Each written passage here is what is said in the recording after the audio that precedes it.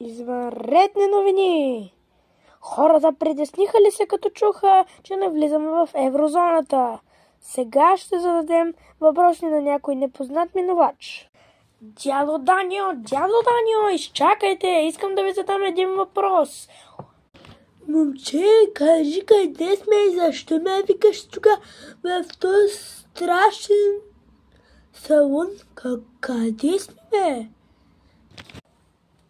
Дядо Данио, ние сме в новинарското студио.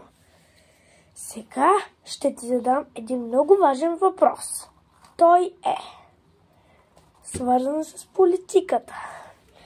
Оплаши ли се, като чу, че ще навлизаме в еврозоната?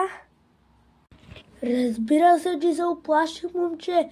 Само като чух, бързо се обадих на полицията и те казаха, така е.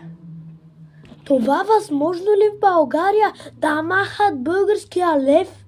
Защо така правите, бе?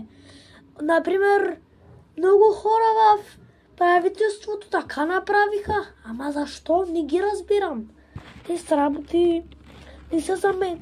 Аз съм на 83. То сигурно ей тук едно мече за малкия купих. Струваше 1,50 левчета. 1 лев и 50 стотинки.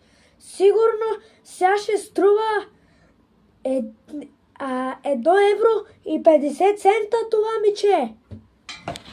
Не, дядо Данио, те са го изчислили. Това меченце ще струва не 1 евро и 50 цента, а ще струва 75 цента. Разбрали сега, че те го делят на 2 и има правилна цена? Момче, вече няма за какво да се страхувам. Благодаря ти. Много ти благодаря. Той нещо щеш да ми докара инфаркт, ама вече не се страхувам толкова много. Благодаря. Абонирай се за канала за още такива видеа. Чао!